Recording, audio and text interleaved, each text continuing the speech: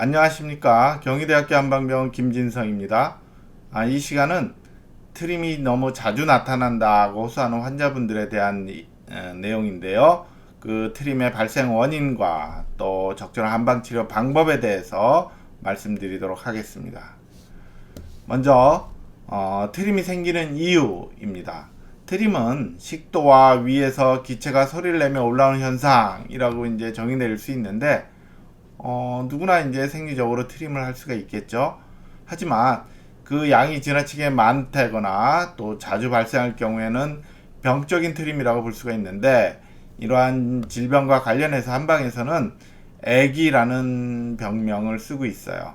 애기는 이제 주로 위중의 탁기가 상역하여 식도를 경유해서 입으로 배출되는 병증이다라고 정의 내릴 수 있는데, 주로 위중에 머물러 있는 나쁜 기운이 역상에서 온다라고 설명하고 있는 거죠.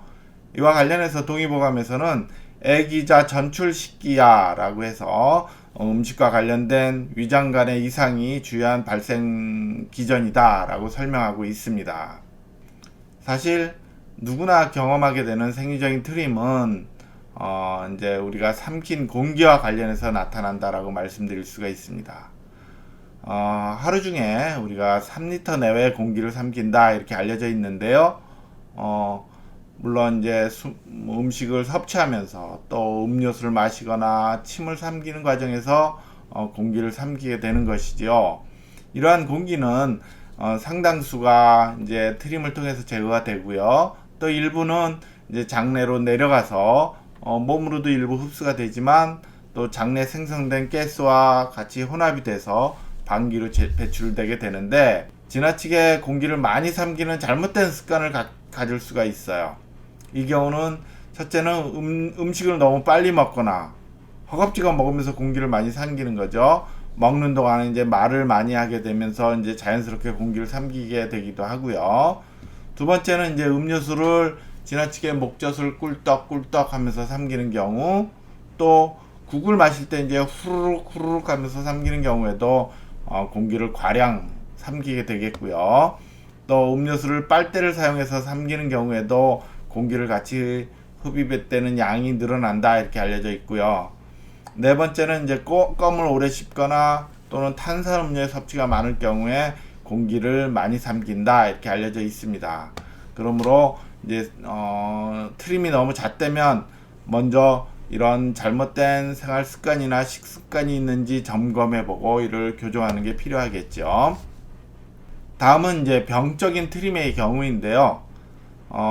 지나치게 이제 공기를 많이 삼키거나 또 이를 이제 민감하게 느끼는 경우가 여기에 해당이 되는데, 여기에는 이제 크게 세 가지 유형이 있어요.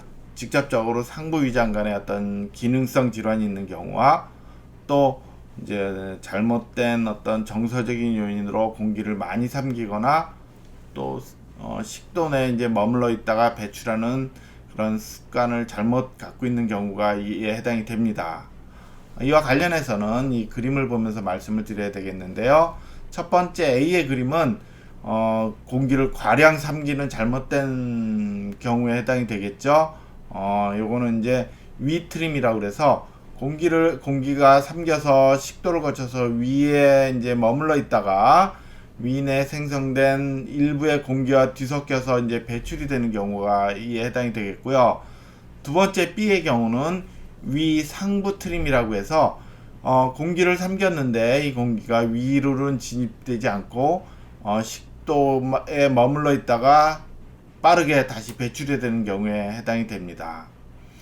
이러한 자세한 내용은 이제 뒤에 말씀을 드릴 텐데, 첫 번째 A와 관련해서 나타나는 원인은 기능성 소화불량과 위식도 역류 질환이 대표적인 기능성 질환이라고 말씀드릴 수가 있어요.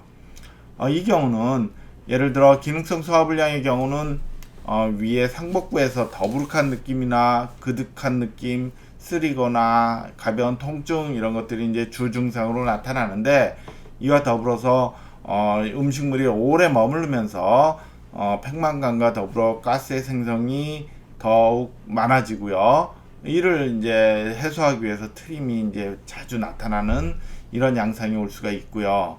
위식도 역류 질환의 경우도 대표적인 증상인 역류와 관련해서 이제 공기의 배출이 잦아질 수 있다 이렇게 알려져 있습니다.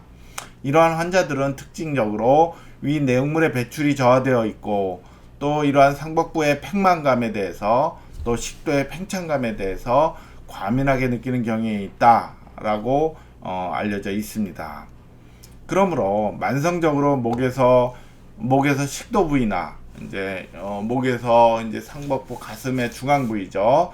또 상복부에서 불쾌감이 있는 경우가 잦고 또 이를 해소하기 위해서 트림을 이제 반복적으로 배출하게 되고 그럼으로 인해서 이제 가슴이나 배 팽창감이 줄어드는 그런 느낌을 갖게 되니까 또 습관적으로 더욱 자주 트림을 하는 이러한 경향을 보이기도 합니다. 다음은 병적인 트림의 두 번째 경우인데요. 이제 위 상부 트림이 이에 해당이 됩니다.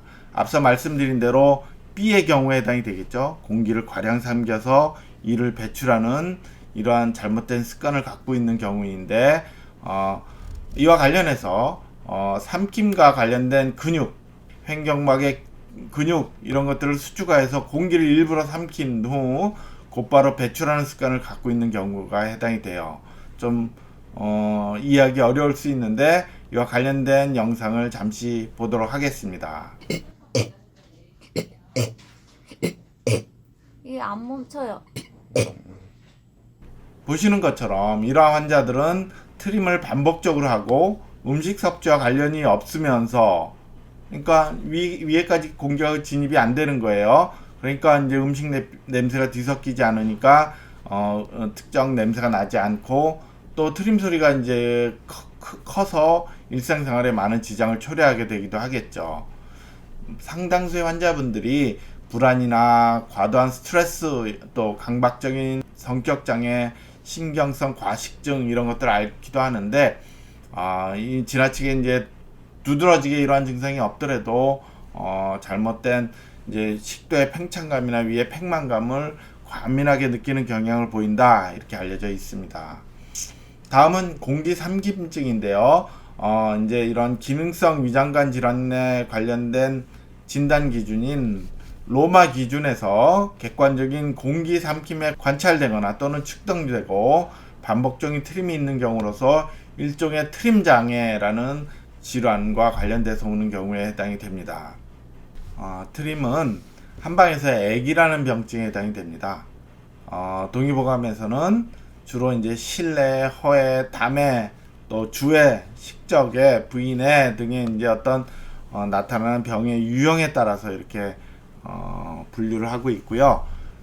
실질적인 치료는 이제 기능성 소화불량이나 위식도 역류질환 관련된 어떤 위장관의 운동 기능의 문제인지 또 정서적인 문제와 관련해서 나타나는 유형인지를 이제 잘 나누어서 적절히 한열 허실을 구분하고 또 병리적인 어떤 물질이 관련되어 있는지를 구분해서 치료하는 게 중요합니다. 이상으로 트림의 발생 원인과 또 한방치료의 기본적인 원칙에 대해서 말씀드렸습니다. 감사합니다.